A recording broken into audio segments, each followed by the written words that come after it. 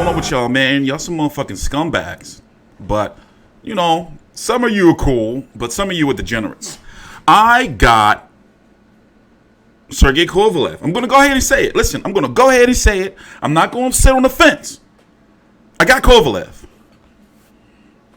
All right? I got Kovalev. Is that a crime? Then lock me the fuck up and throw away the key. Lock me up. I'm no stranger. I don't never want to go back. But lock me up, damn it. And throw away the goddamn key. I got Kovalev. I just don't think that Canelo Power going to carry up. He going to try to punch Kovalev. Bro!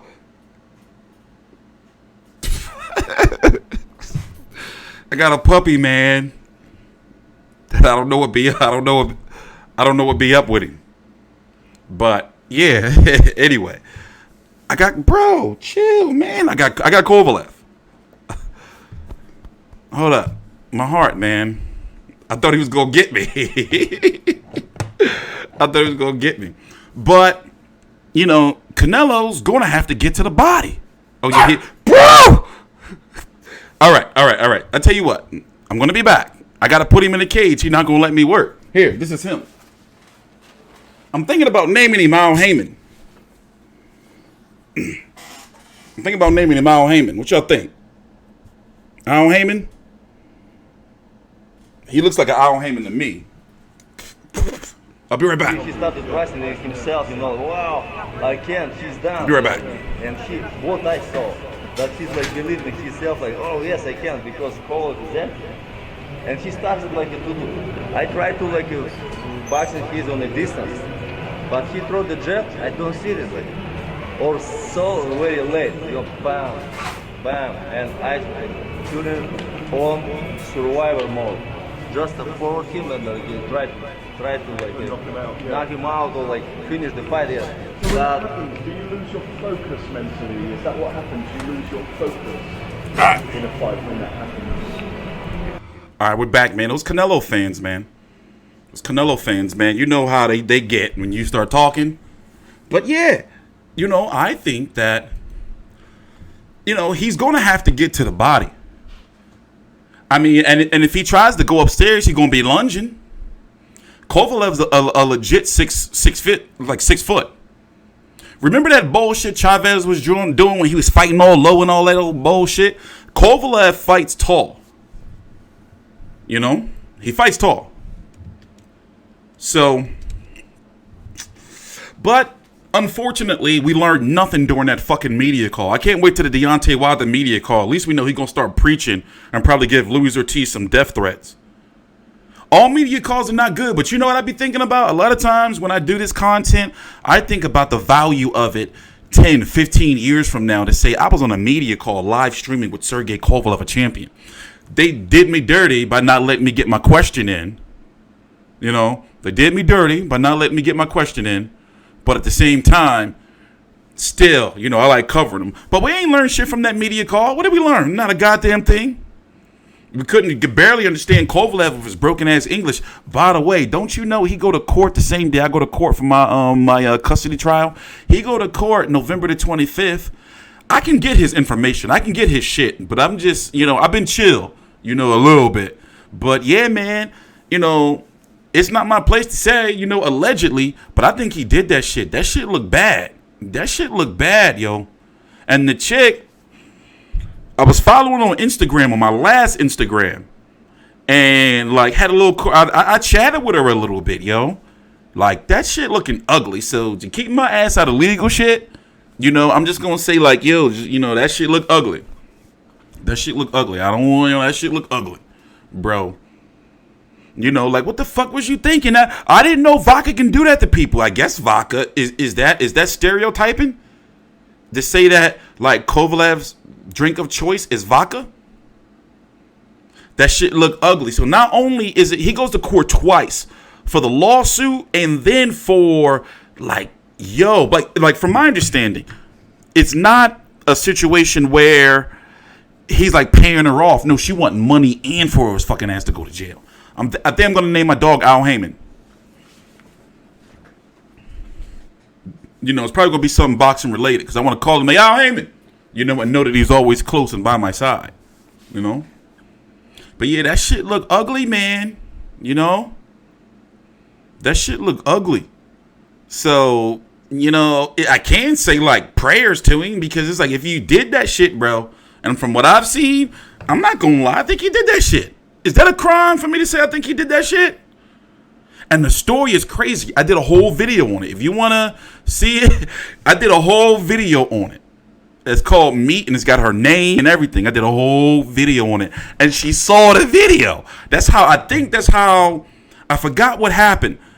But I was in her DMs, or was she in my DMs? I forgot. But yeah, man. She had to have surgery and all that shit. And it's a damn shame what he allegedly did to that dog. Damn shame. Son of a bitch, Sergey. Damn shame. But yeah, man. But when it comes to Canelo, you know, Sergey Kovalev, let's go look at the resume of Canelo. Sergey Kovalev, man, he ain't no joke. You don't want to get hit by none of that shit. You don't want to get hit by none of that shit. It's crazy to say, especially like with what's going on with Patrick Day. Prayers to Patrick Day. But Kovalev once caught a body in the ring, man. Here, let me move this.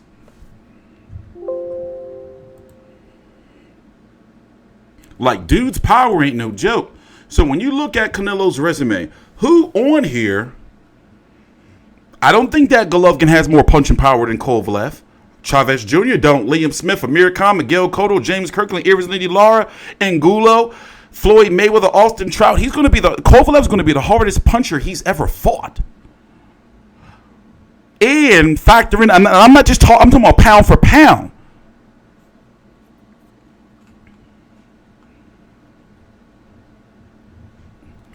Like, that straight right of Kovalev's ain't no joke. He's not really a hooker. You know? So if Canelo was to do it, to me, this is going to be the biggest win. This is a bigger win than Golovkin. And I don't think he beat Golovkin, actually. But whatever. I thought it was a draw. But whatever. And I couldn't give that fight. I couldn't give the second fight to Golovkin. I couldn't. Because Canelo adjusted. He wasn't on a back foot. Canelo didn't win that first fight, though, in my opinion. But that second fight, you know, I couldn't give it to Golovkin. We gonna see. So not only is Kovalev fighting for his life, he signed, what they was talking about on the media call is how he signed, like once he signed the contract, you know, he became a super multi-millionaire, but the chick is suing for $8 million. So he's supposed to make upwards to 18 or so million after everything, international rights from somebody I know is able to put together all that TV money and shit. I don't know if he be bullshitting or not. If you watching, bro, I believe in you, but at the same time, but anyway, he's supposed to make somewhere around, what is it? Like 18 million after all the TV rights and Russia shit and all that shit. You following me? So basically, it's just like, bro, like, you know, you going around. Like, I never understood that. Now, don't get me wrong. For those who don't know, I have been booked and arrested for my baby mom saying that I had beat her up, lying ass. And I was doing one of these, a live stream. But anyway, like, that woman beat her shit. It's like, yo, just get you another bitch. And I'm talking like, you know, like to the homies, like, yo, like, just get you another woman. Like, bro, like, what you gotta beat her up for? You that mad? That shit never made no sense to me. Never made no sense. But anyway, yeah, you know, he's supposed to make like after the lawsuit, whatever she gets, he's still gonna be good. I mean, of course, we don't know how much East Clemens is taking, and Kathy Duve and Main Events got a little bit of a, you know, shady-ish, you know, like type reputation. I remember Funfara had posted that he got a check for $1, but you got to think, like, when these promoters are giving you advances and all that, hey, why did my hat get out there? You get back here. But these fighters be getting advances. Don King is the cash advance king. Don King the type of motherfucker, true story. Don King the type of motherfucker, give you a Mercedes Benz. They go, here, yeah, this is for you, champ. Look what I got you. You got your first Mercedes Benz. And then when you go to get your fight night check, You see like that you get that pay stub and you see that negative fucking 200 or some shit. That's that Benz. He didn't give you that Benz. He charged you for that shit. That was Don King. That's how he got down. You know, so I was thinking like when it came to like when these promoters give you shit, you know, even Al Heyman, like Chris Arreola at one point in time said in an interview that he's got to keep fighting. This was a couple of years ago because he owes Al Heyman so much money. Like they'll give you shit, and they may say, somebody like Al Heyman may say, "Don't worry about it, champ. This is yours. I'm gonna pay for you. You don't owe me no interest." None of that. But some promoters would be like, "Yeah, like this shit. Like, hey, I'm gonna buy you this motherfucking mansion. I'm gonna buy you this car, but you're gonna owe me the money for the car and some interest, nigga." That's how they be. That's how they be. Like I've learned a lot about the dirty, perverse corruption of boxing. Boxing is fucked up.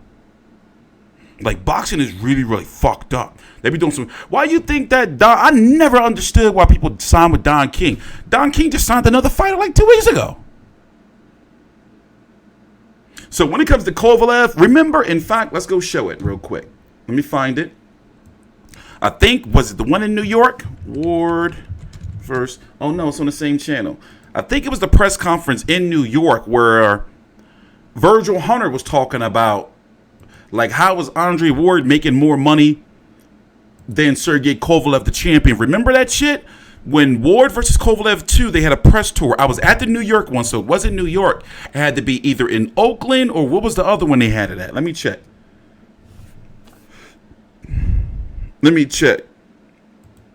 Is this one? Where you at? Where you at, Virgil? Which one was it? It wasn't this one. It wasn't this one. Was it the first fight? It was Ward Kovalev 1, wasn't it? Ward. It was Kovalev Ward 1. Damn.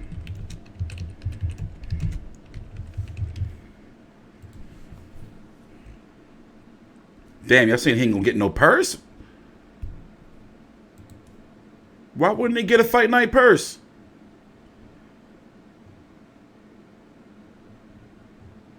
Yeah, I covered that press conference. All of them. But yeah, it was pretty crazy, man. This is probably not it though. Andres Ward victory, you can still pray for him because... Well, I'm not gonna go fucking searching it. Y'all can search that shit up yourself. I got too much shit to do. Probably was the fight week press conference. But, you know, I mean, Kovalev's still with him, so, you know. But in regards to the money he's making to fight Canelo on the zone, is no reason why he should ever go broke. Even when he do pay the chick off, if she gets her whole $8 million, you know. Yeah, oh yeah, that's what it was. When he fought Ward, for some reason his dumb ass signed to get a percentage of like the purse and the pay-per-view, and like fucking motherfucker, they screwed him over big time. They bent him right over the barrel. And the fight didn't sell shit. I was really disappointed in you boxing fans too. Kovalev is supposed to get, after everything, upwards to 15 million plus. Like when it comes to, from what I'm understanding. But then he's got to break that down on his team, manager, promoter, fucking shit, you know. 8 million. 8 million. She had to get surgery. They had to cut her neck open to go fix her spine. So allegedly, he hit her so hard with some shit that like she got whiplash and damn near broke her neck. It's fucking Kovalev. Imagine you a female and you getting punched in the snout by Kovalev. You surprised the bitch still alive. No disrespect. I'm sorry. That was off color. You know? That was fucked up. Like, so the story is allegedly she didn't give him no play. At a party or some shit up in Big Bear, allegedly, he followed her home and was in the bushes or some shit, and she let him in, and he tried to, you know, he could try to get some snooch, allegedly, and some shit went down. And she wasn't trying to hear that shit. Poor old dog came out, got involved. Allegedly, Kovalev kicked the damn dog. Poor damn dog. Poor dog. Kovalev kicked the dog, allegedly. You know, and then she was like, "You're kicking my damn dog." He punched her, allegedly. You know, and punched her so fucking goddamn hard that she damn near break her neck. Then the next day, allegedly, he comes back and he hiding in the bushes. Literally, this is a quote. Hiding in the bushes, calling her. Like, yo, what's up? Yo, let's talk. Don't go to the police. He gets booked for 4 days and he's released. This is about 3 weeks before he fought Canelo Alvarez in the first fight. Then he gets knocked out. Crazy. That's the story, allegedly. Go look it up. So a lot of people feel, who've been following the stories, that's the reason why he got knocked out by Canelo Alvarez in the first fight. The reason why he lost the fight, because he wasn't focused, because he had that big ass case. So she's very open on Instagram about the story. It's crazy.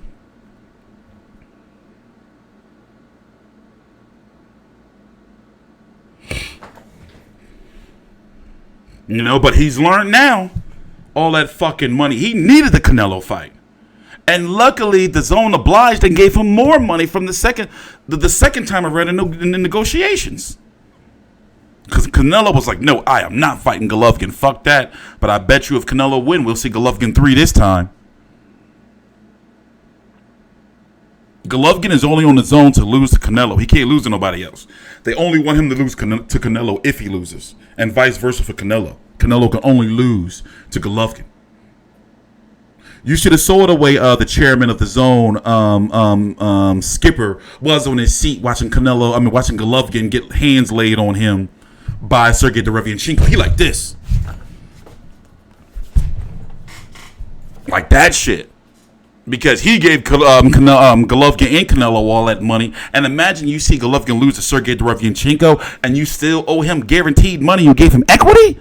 What? You know? The zone can't have Canelo lose and will be bad for their platform. Not yet. No, they can have him lose, but only to who they want him to lose to. It's only a certain amount of people. Like Canelo and Golovkin at this point in time can only lose to each other. You know? What time is it? Yo, bro, so listen, I got to get out of here. There's going to be another live stream depending on how good the internet is at this event. I'm going to... Artur Beterbiev is having something in the Russian neighborhood of Philly in 4 hours, 7 p.m. Eastern. So I'm going to be going to that, you know, getting some footage, also getting some audio for my podcast that's launching next week, and, you know, going from there. So tomorrow I'm going to be at the media event for Volzdik and Beterbiev, and likely Igor Klimas is going to be there. We got some questions for him. This weekend is actually the biggest fight in Philly in God knows how long, maybe 10, 20, more than 10 years, 20 years, maybe 30, who knows.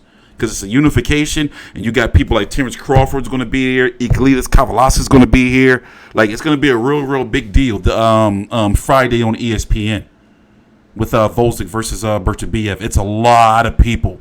Like, because you know how they do, especially since it's on regular ESPN, they're going to be promoting all their fights for the upcoming fall and winter schedule. Like the Crawford-Kavalaskis fight, Shakira Stevenson's going to be there. It's going to be a lot of people there. You know? Where? So I can come down with Jesse. Tomorrow, it's at, I'm going to send you a text. I can't say it's open to the public. You know where they always had the weigh-ins at. South Philly. That hotel. 11:30. That hotel tomorrow, 11:30. Volzdik and Beterbiev going to be there. You know where it is, by the airport, where they have all the Philly shit. At the press conferences for all that hotel. Did you see Cassius Chaney fight? Yeah, on the UFC Fight Pass card? Yeah. In fact, Jesse Hart was at Volzdik last weigh-in. I was there when he fought in Philly. Beterbiev Volzdik might be the fight of the year. Yeah, it's at 11:30. It's at 11:30 tomorrow morning. So all the media and everybody flying tomorrow morning. So it's going to be Volzdik, Beterbiev, they teams, and then Friday before the fight, they may have another press conference. I'm hearing for Terrence Crawford in Philly, Terrence Crawford and Kavalaskis, and a whole bunch of other people. It's crazy. Y'all hear him? Y'all hear the dog barking? crying and shit. He don't need to walk. He already walked. He don't like being like separated. Like, it's weird. But then I'll bring him like near me. He want to motherfucking, you know, be all over me and shit.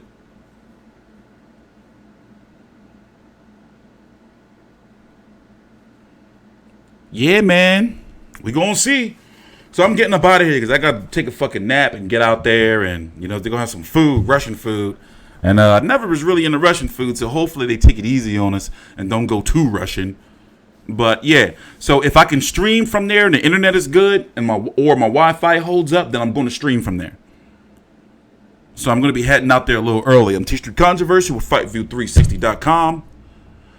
Also, that media event tomorrow, I'm likely not going to stream. But we'll see. Please subscribe.